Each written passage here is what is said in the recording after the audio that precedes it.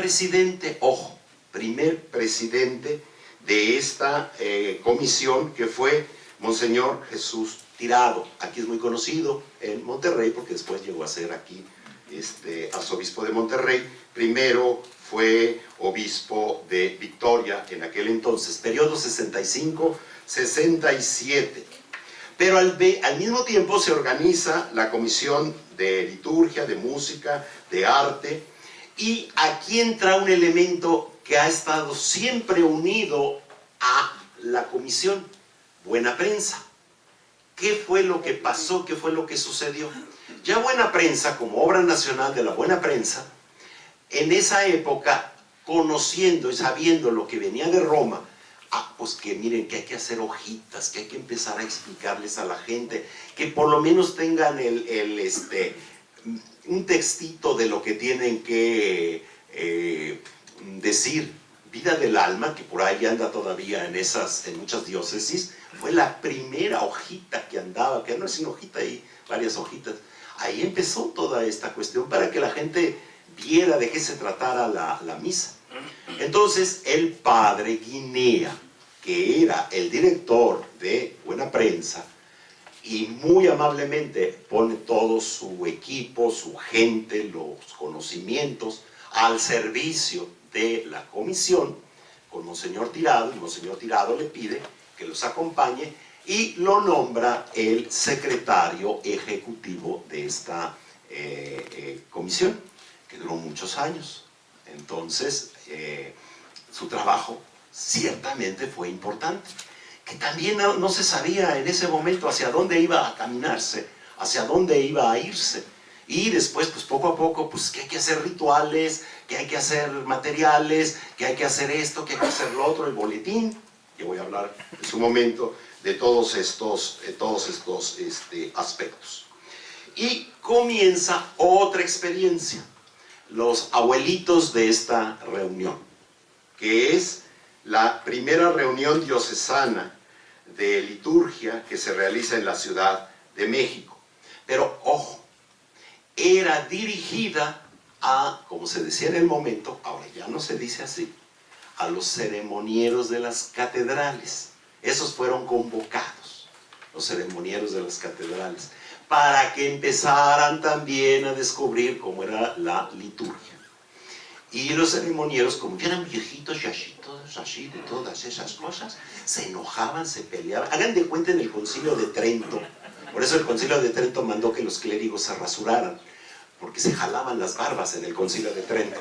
Sí, de veras ahí, te la voy a jalar la barba. Entonces por eso mandó el concilio: no, todos los clérigos se van a rasurar. Cuando se quite eso, pues a veces somos barba y a veces no, y ahí andamos. Pero de ahí viene esa onda. Pues entonces los viejitos estos se enojaban, se gritaban, se decían, y todas estas cuestiones. Nunca se pusieron de acuerdo en nada. Es que no entendían que empezaba a hacer la reforma. No se entendía, pues, en este sentido. Empiezan otros aspectos que a usted pues, les empiezan a ver. Y sobre todo, siempre el ordinario de la misa va a tener un lugar importante. 1966, hay un documento importante sobre libros litúrgicos para que se empiecen a traducir. Las intervenciones del Papa Pablo VI en Indulgentiarum Doctrina. También pueden ver la importancia de Benitemini. Esto va a tener una gran repercusión en el ritual de la penitencia posteriormente. ¿Y qué pasa en México, en América Latina? Se constituye la comisión mixta. Esta comisión mixta va a tener una historia importante en México y América Latina. América Latina se da cuenta de que necesita hacer sus propias traducciones y un poco quitarse acá la bota de la madre patria, y entonces como que a ver qué se puede hacer. Pero finalmente la comisión mixta quedó también España y América Latina, tanto así que después se va a suprimir oficialmente, como que a partir de ahí empezó un respiro para las naciones latinoamericanas para hacer las propias traducciones. Estamos hablando de 1967, la Comisión Mixta, CELAM, Comisión Episcopal Española, la BAC era la que editaba todo esto y estas situaciones muy curiosas. En ese mismo periodo se da la instrucción de la Sagrada, de música sacra, la música litúrgica del 5 de marzo del 67. Después viene Tres Annus, también importantísima, Eucarístico Mysterium. Ahí empieza también otra cuestión. Ojo, es necesario empezar a reflexionar sobre la Eucaristía. ¿Por qué? Porque empiezan los abusos. O sea, se sirvieron con la cuchara grande en la Reforma. Entonces se sintió todo el mundo dueño de la liturgia. Exactamente lo que dice el concilio. Nadie es dueño de la liturgia y todos se sintieron dueños de la liturgia. Entonces por eso tuvo que venir este documento, muy importante. Cuando hemos abandonado y dejado todas estas instrucciones y no tenemos el sentido histórico de cómo ha evolucionado estas situaciones y por qué, estamos en la situación que estamos, que después lo voy a presentar en la siguiente relación y que es muy importante. Y aquí sí empieza propiamente ya los papás de esta reunión. Primera reunión nacional de comisiones de liturgia que se realiza en Cholula, Puebla. El padre Robalo aún no había llegado de Roma, exactamente estaba terminando el doctorado en ese entonces, en ese año, y el padre Guinea encarga al padre Aranda la organización. Padre Aranda, gran conocido, sobre todo el que iba a dar muchos cursos a las diócesis, a los presbiterios, etc. Una gran tarea que ha realizado. Y en este año, en este periodo, ya tenemos una primera, porque hemos tenido varias traducciones del canon romano. Entonces, hay que ver cuál ha sido la mejor y la historia de lo que esto implicó. Para el 68 ya tenemos entonces al segundo presidente, el señor obispo José Salazar, que después llegó a ser cardenal, arzobispo de Guadalajara. Y hay algo importante, porque a veces se pregunta uno, bueno, ¿y de dónde las hojitas? ¿Y de dónde los libritos y los misalitos mensuales? ¿De dónde salieron? Ah, es que había un leccionario editado por el CELAM y de allí se comenzaron a tomar los primeros textos. Lógico, en vosotros todavía, como la mayoría de los más grandes lo conocieron, todos los textos en vosotros y todas estas cuestiones. Y año 1968, me contaba el padre Robalo que para él le había sido algo importantísimo ese año, porque salen las 3 nuevas plegarias de Pablo VI, la segunda, tercera, cuarta, como las conocemos ahora, los prefacios. Y entonces hubo necesidad de ir a Roma para ver qué criterios tenía, cómo se iba a organizar la traducción. Y estos son de los elementos que a veces no hemos estudiado o se han quedado muy superficialmente o que han implicado. Porque, por ejemplo, con esas plegarias, no nomás venían las plegarias, venía también algo importantísimo, venían catequesis, venían instrucciones, cómo ayudar a la comunidad cristiana a entender qué estaba pasando, qué novedades iba a tener la primera edición típica del ritual del misal romano. O sea, ¿hacia dónde íbamos? Entonces, ese periodo ciertamente es muy importante. También, lógico, en el 68, el Pontifical Romano, la edición anterior, que ya no usamos. En México nunca se hizo propiamente una edición. Siempre usamos la edición del CELAM, porque el CELAM hizo hasta un libro grande, que también por ahí algunos tenemos, o en las bibliotecas debe de estar, algunos obispos antiguos los tienen. Cuando se mueran los eméritos, van a la biblioteca del obispo y pues así como que les dicen, ay, se lo presté yo, lo voy a regresar, voy a llevármelo. Sí, sí. Cuentan del padre Treviño, que el día que murió el padre Félix de Jesús Ruller, como en esa fama de santidad,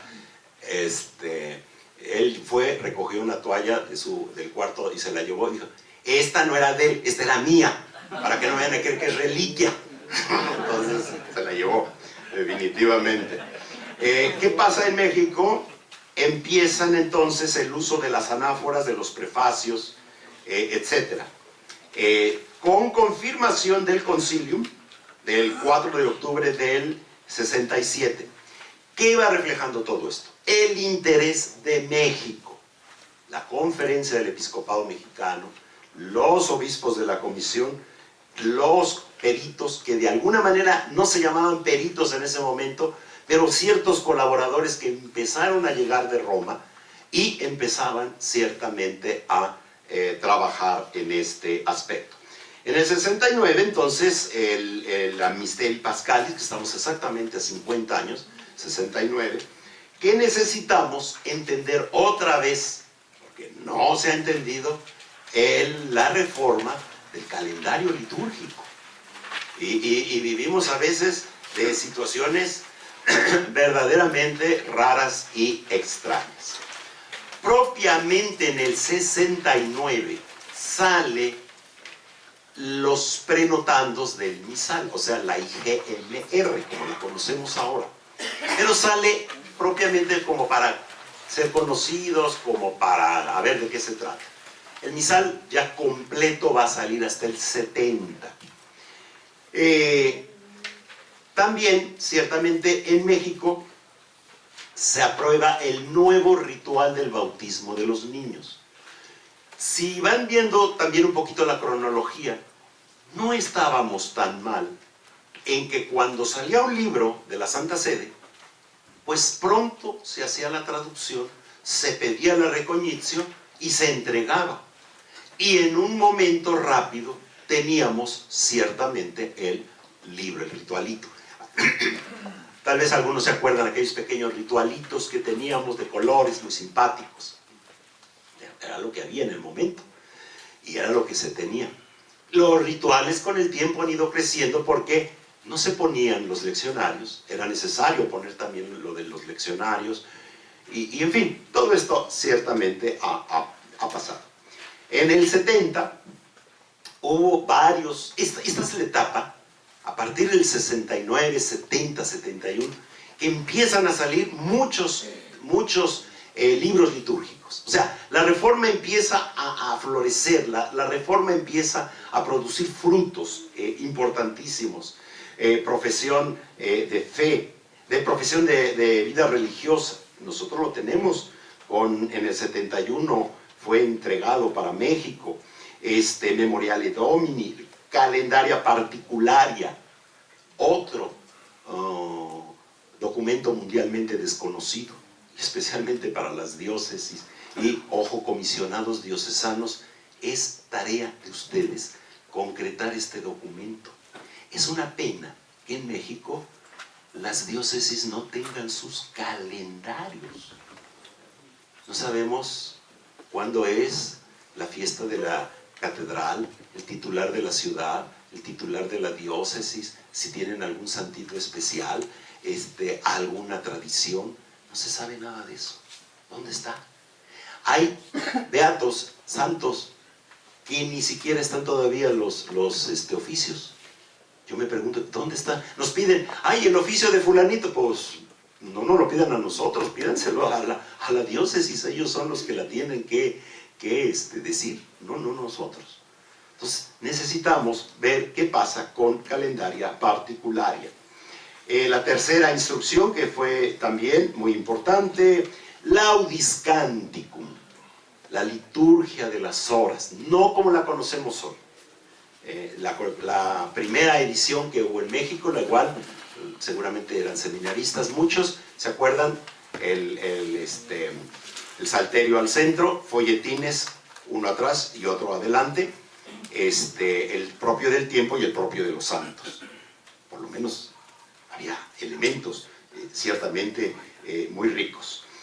Los otros textos. En el 71, el ritual para la consagración de vírgenes, que ya tenemos también una nueva edición que es necesario mandar.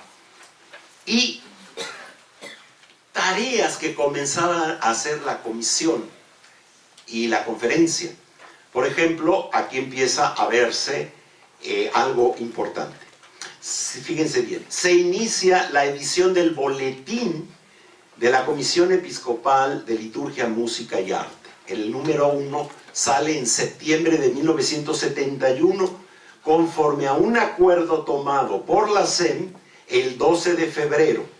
Y entonces surge este boletín con diversas secciones, documentos, información internacional y nacional, de liturgia, intereses, bibliografía, etc. O sea, es el abuelito de actualidad litúrgica. El boletín comenzó primero como un boletín, pero lo tenemos desde 71, o sea, tiene un valor, tiene una historia, y hay muchos documentos, hay muchos elementos que hay que empezar a ver. Y allí aparece cómo los obispos iban tomando en serio algunos aspectos. Por ejemplo, en el matrimonio. Bueno, pues que si mantenemos el rito del velo, que viene del antiguo ritual del 1614, que si lo mantenemos o que si lo echamos para afuera, no, pues ya muchos no tiene sentido. Pero sí mantenemos lo de las arras, porque en el ritual romano no hay arras. En latín no hay arras. Eso es invento de España, que de España nos llega a nosotros, a través de la liturgia mozárabica, de nuestra evangelización fundante, franciscana, dominica, etc. Entonces, ahí están estos aspectos ciertamente históricos. El efetá, el rito del efetá, que se lo brincan, como brincarse no sé qué. Señores, está mandado por la Conferencia del Episcopado Mexicano, no se puede suprimir el rito del efetá, está mandado, se tiene que hacer. Entonces, todas estas acciones son ciertamente importantes. Para 1970, por supuesto, tenemos el misal, totalmente la segunda edición, y lo tenemos en castellano. Y entonces empieza. Les voy a decir algo muy importante. Si van al archivo o a la librería, no van a encontrar nunca un misal primera edición, nunca se hizo. Los textos latinos que vinieron se iban acomodando a los propios de la misa, a los misalines, a folletos que se hacían en ese momento. No se hizo. México nunca lo editó. El que sí se edita por primera vez es el de la segunda edición típica. Ahí sí ya se crea un misal, se le ponen todos los elementos, etc. Fue el que la mayoría conocimos, desde seminaristas, etc. La del 75. Eso es muy, muy importante. Viene un poquito aquí también lo de la iniciación cristiana, que me interesa subrayar desde el 72, que sale un ritual. Y hoy va uno a un párroco y le pregunta de la iniciación cristiana y jamás en su vida ha oído hablar de eso. Es como esos del libro de los Hechos de los Apóstoles. Jamás habíamos oído hablar del Espíritu Santo. No sabíamos que existía. Igualito.